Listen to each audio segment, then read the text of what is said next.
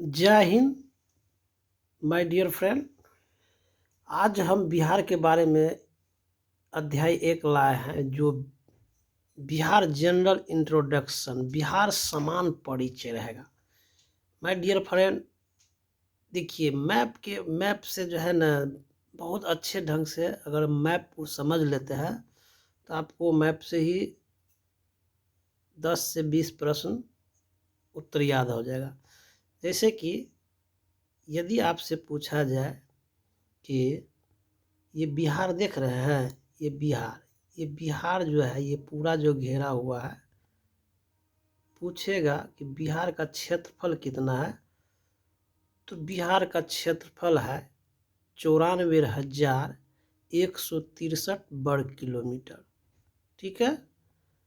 और बिहार की चौहदी यदि पूछा जाए तो आप देख सकते हैं, एक चीज़ हम यहाँ बता दे रहे हैं कि ये देख रहे हैं, ये होगी आपको, इसको ऊपर वाला को कहते उत्तर और दक्षिण वाला को दक्षिण, इधर पूरब और इधर पश्चिम, यानी कि ये होगी आपका उत्तर, ये हो गया दक्षिण और ये हो गया पूरब और ये हो गया पश्चिम। जब ये समझ में आपको आ गया है तो यहाँ देख सकते हैं, तो उत्तर में क्या है, नेपाल है, उत्तर में नेपाल है, उत्तर में नेपाल है, दक्षिण में झारखंड है, पूरब में पश्चिम बंगाल है, अब पश्चिम में उत्तर प्रदेश है। ठीक है। और उत्तर से दक्षिण की लंबाई पूछा जाए तो 3,45 किलोमीटर होता है। सॉरी, 345 किलोमीटर, 3,000 नहीं, 345 किलोमीटर।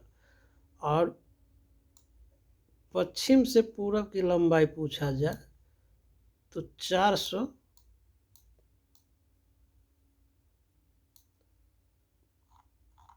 जो है 83 किलोमीटर जो है आपका है, 483 किलोमीटर। अब हम बात करते हैं कि पूरब से पश्चिम, उत्तर से दक्षिण की लंबाई याद हो गया तो आप एक चीज़ और ध्यान देंगे, तो उत्तर में नेपाल से सटे हुए राज्यों की संख्या कितनी है, तो 7 है। अब 7 कौन कौन है, तो पश्चिमी चंपारण, पूर्वी चंपारण, सीतामढ़ी, मधुबनी, सुपौल, अररिया, किशनगंज, ये 7 जिला याद हो गया। अब दक्षिणी जिला देख लीजिए, दक्षिणी जिला जो है 8 जिला सटे हुए हैं झारखंड से। रोहतास होगी आपका, देख लीजिए, एक औरंगाबाद, गया, नवादा, जमुई, बांका। ठीक है। अब पूरब से देख लीजिए, पूरब से सटे हुए राज्यों की संख्या 3 है, किशनगंज, पूर्णिया और कटिहार। यहाँ ये लाइन देख लीजिए, ये सब जो है पश्चिमी चंपारण है। देखिए ये सब जो है पश्चिम बंगाल में है, पश्चिमी चंपारण नहीं, पश्चिम बंगाल। ये सब क्या है, देखिए ये लाइन जो है सब क्या है, पश्चिम बंगाल है। और यहाँ जो है तो 3 ही जिला है जो पश्चिम बंगाल से सटे हुए हैं, और उत्तर प्रदेश से सटे हुए जिलों की संख्या कुल 8 है। कितना है, कुल 8। पश्चिमी चंपारण, गोपालगंज, सिवान, सारण, भोजपुर, बक्सर, कैमूर, रोहतास, ये 8 जिला है। तो दिमाग में सेट कर लीजिए, यानी कि उत्तर प्रदेश और झारखंड, ये दो राज्य जो है ऐसे है जो 8 जिलों से सटा हुआ है सीमा से। तो यहाँ से जो है समझ में आ गया होगा। अब हम नीचे चलते हैं। अब बिहार का नाम बिहार क्यों पड़ा, तो पिछले वीडियो में बता चुके हैं, उसको देख सकते हैं। बिहार एक ऐसा माना जाता है कि इस क्षेत्र में बौद्ध मठों की, बिहारों की अधिकता के कारण इस क्षेत्र का नाम बिहार पड़ा। उल्लेखनीय है कि यह क्षेत्र प्राचीन समय में बौद्ध धर्म का प्रमुख केंद्र रहा। बिहार राज्य की स्थापना दिवस कब मनाया जाता है, 22 मार्च 1912 को। बिहार की राजधानी कहाँ है, पटना है। प्राचीन समय में 4 नाम था, पाटलिपुत्र, पुष्पपुर, कुसुमपुर और अजीमाबाद।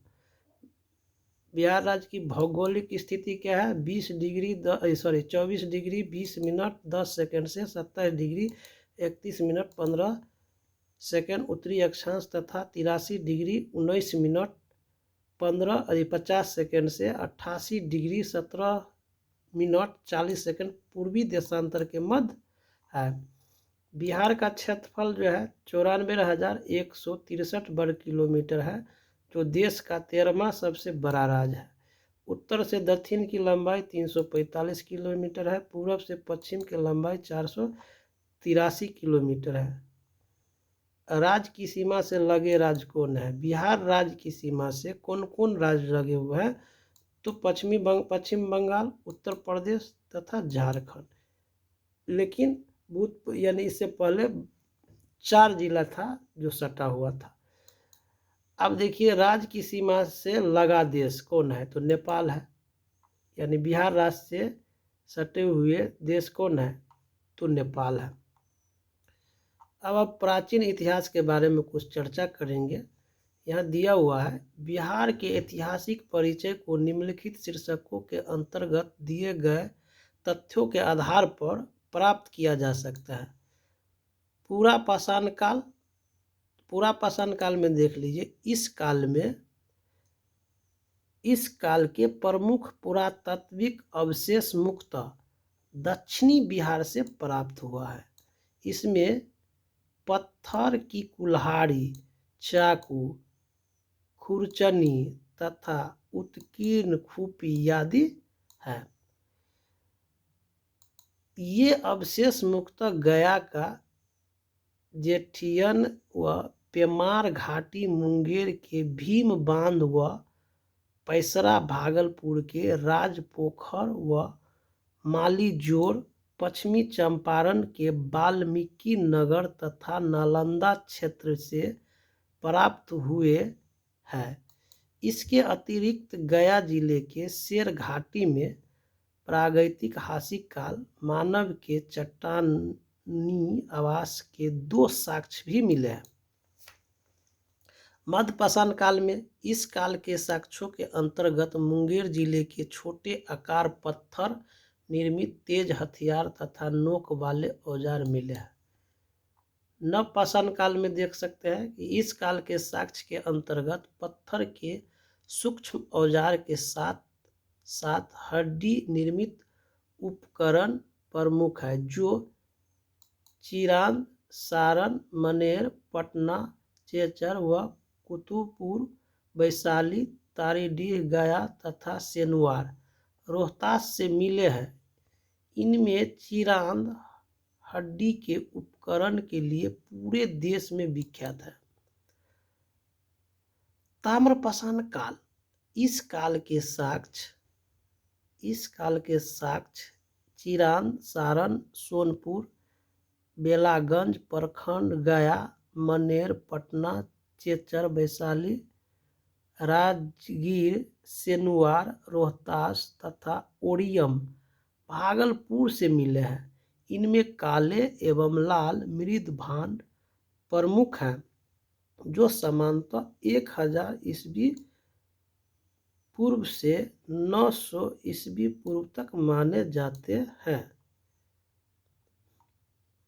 लौह काल, इस काल को उत्तर वैदिक काल भी कहा जाता है।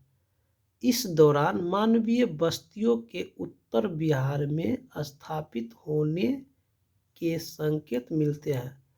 इस काल के अंतर्गत लोहे का उपयोग मुख्यतः औजार बनाने के लिए होता था। इस काल के दूसरे चरण को सामान्यतः उत्तरी काल चमकीले मृदभांडों से जाना जाता है, जिसके साक्ष्य बक्सर व चिरांद से मिले हैं। इस काल में कृषि कार्यों में लोहे का प्रयोग शुरू होने लगा था, साथ ही नगरीकरण की शुरुआत भी हो गई थी। बौद्धिक युग, इस काल के अंतर्गत सर्वप्रथम शतपथ ब्राह्मण ग्रंथ में वर्तमान बिहार के भौगोलिक क्षेत्र का वर्णन मिलता है। इसमें विदेह पुरोहित गौतम, राहुगण एवं सादानीरा के रूप में वर्तमान गंडक नदी की चर्चा है। शतपथ ब्राह्मण के अनुसार माधव विदेह को ही बिहार उत्तर बिहार में यार संस्कृति का विस्तारकर्ता माना जाता है। विदेह के राजा जनक के दरबार में ही शतपथ ब्राह्मण की रचयिता याज्ञवल्क्य तथा उनकी पत्नी मैत्रेयी रहते थे। हरि सिंह देव इस वंश का अंतिम शासक था। इसके ही शासनकाल में गयासुद्दीन तुगलक का बंगाल अभियान हुआ था। इस वंश का 1378 ईस्वी में पूर्ण रूप से पतन हो गया। जैन धर्म व महावीर बौद्ध धर्म। जैन धर्म के 24वें तीर्थंकर महावीर का जन्म 1540 ईस्वी पूर्व में कुंडग्राम वैशाली में हुआ था। 24वें तीर्थंकर कौन थे? तो महावीर जी थे। उनका जन्म कब हुआ था? तो 540 ईस्वी पूर्व में कुंडग्राम वैशाली में हुआ था। इनके पिता का नाम सिद्धार्थ जबकि माता का नाम त्रिशला थी। 42 वर्ष की आयु में रिजुपालिका नदी के तट पर इन्होंने ज्ञान की प्राप्ति हुई। 72 वर्ष की उम्र में राजगिरी के समीप पावापुरी 468 ईस्वी पूर्व में इन्हें निर्माण प्राप्ति की।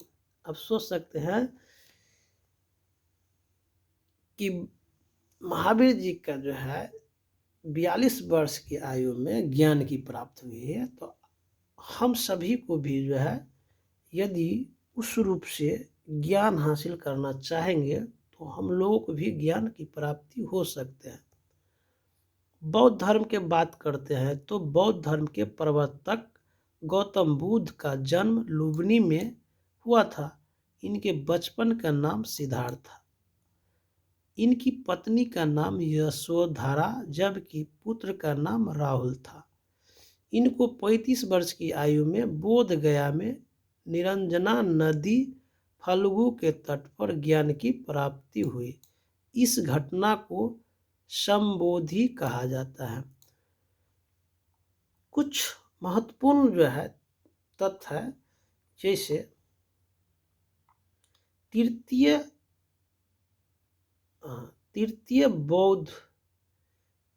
बौद्ध सभा पाटलिपुत्र में बुलाई गई थी।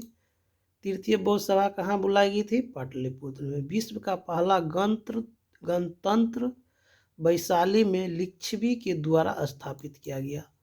बोध गया में लगा हुआ बोध वृक्ष अपनी पीढ़ी का चौथा वृक्ष है। उदयन को पाटलिपुत्र का संस्थापक माना जाता है। नंद वंश के पश्चात मगध पर मौर्य वंश का शासन स्थापित हुआ। धनानंद सिकंदर महान का समकालीन था। पाटलिपुत्र स्थित चंद्रगुप्त का राजमहल लकड़ी का बना हुआ था। पाटलिपुत्र स्थित चंद्रगुप्त का राजमहल किससे बना हुआ था? तो लकड़ी से बना हुआ था। बराबर की गुफाओं का उपयोग आजीवक संप्रदाय के लोगों ने अपने आश्रय गृह के रूप में किया था। भाभु अभिलेख में अशोक को मगध का सम्राट बताया गया। अजातशत्रु के समय में प्रथम बौद्ध संगीत राजगृह में आयोजित हुई थी। दोस्तों, अब कुछ प्रश्न है जो उसका उत्तर आप सभी को देना है, जल्दी से देना है। कुछ प्रश्न है उसका उत्तर आप सभी को देना है, वैसे हम भी बता देंगे लेकिन आप सभी जल्दी से बताएंगे। जो बीपीएससी का जो है महत्वपूर्ण जो है 62वीं में पूछा गया था और पूछा ही जो है प्रश्न है। इसमें दिया हुआ पहला प्रश्न क्या है, जल्दी से जवाब देंगे।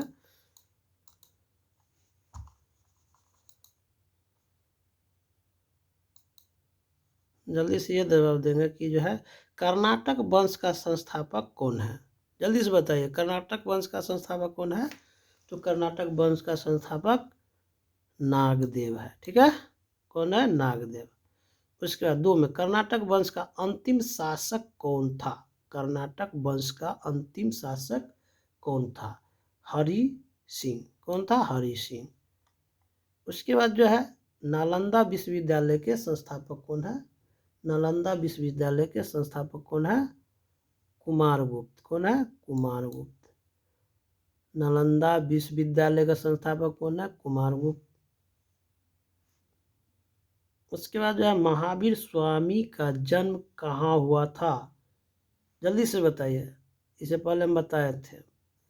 तो महावीर स्वामी का जन्म कहाँ हुआ था, जल्दी बताइए।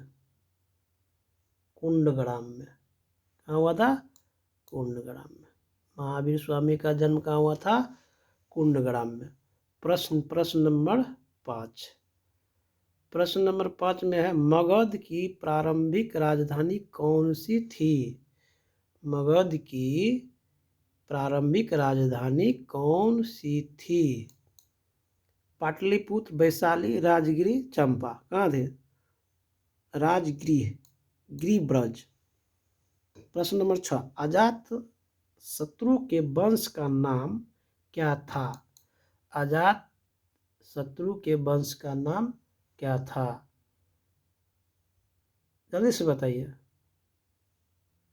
अजात शत्रु के वंश का नाम क्या था, हर्यक। हर्यक हर्यक हर्यक हर्यक वंश।